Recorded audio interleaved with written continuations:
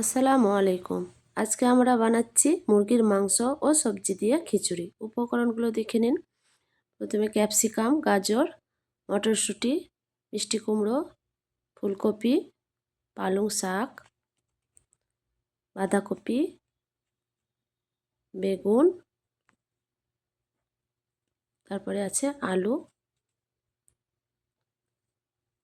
এরপরে আছে মসুরি ও মুগের ডাল,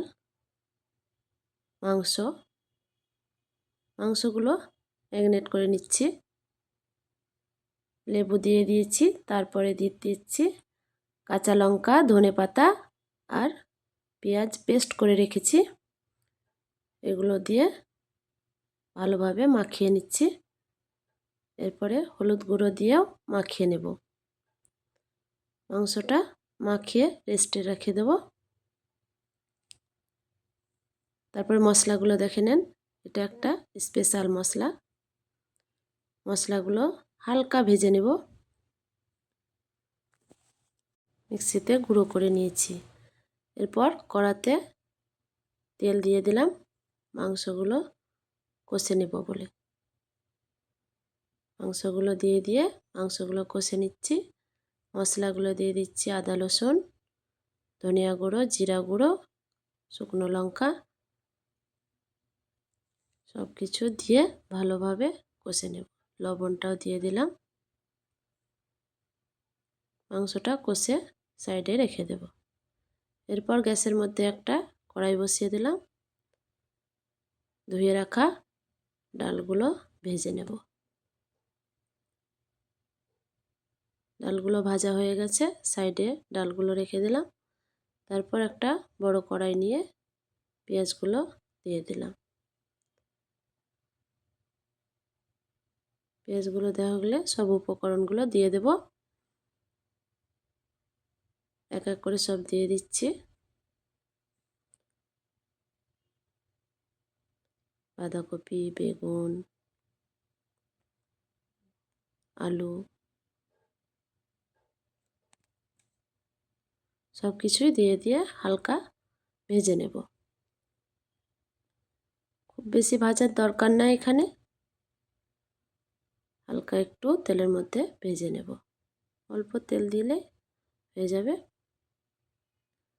এর মধ্যে লবণ দিয়ে দেব। আবার 2-4 বার নেড়ে চেড়ে নিলাম। দেখেন হয়ে গেছে। এগুলো একটা বড় হাঁড়ির মধ্যে ঢেলে দিলাম।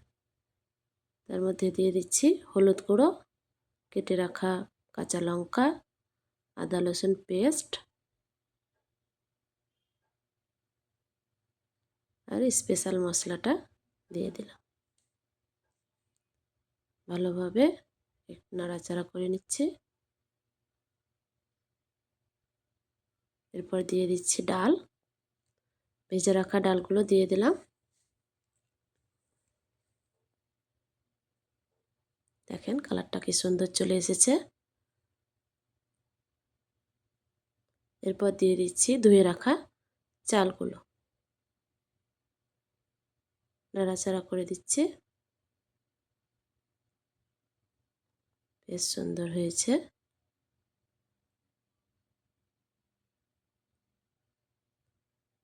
তারপর দিয়ে দিচ্ছি একটা স্পেশাল জিনিস, গুঁড়ো দুধ।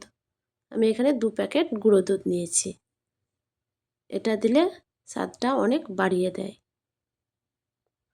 তারপর জল দিয়ে ঢাকনা দিয়ে সিদ্ধর জন্য বসিয়ে দিলাম। 30 মিনিটের মধ্যে সিদ্ধ হয়ে যাবে। দেখেন সিদ্ধ হয়ে গেছে। সিদ্ধ হয়ে গেলে এখানে আমি মাংসটা অ্যাড করে দিলাম। মাংসটা দেওয়ার পরে একটু নাড়াচাড়া করে নিলাম। তারপরে দিচ্ছি ধনিয়া পাতা। ধনিয়া পাতা দিয়েও একটু নাড়াচাড়া করে নিলাম। এবারে দিয়ে দিচ্ছি একটু বিরিয়ানি মশলা। তারপর দিয়ে দিচ্ছি ঘি।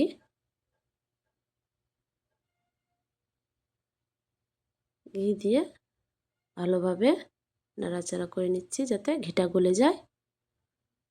দেখেন আমাদের খিচুড়িটা তৈরি হয়ে গেছে। কি সুন্দর লোভনীয় লাগছে না? Thank you.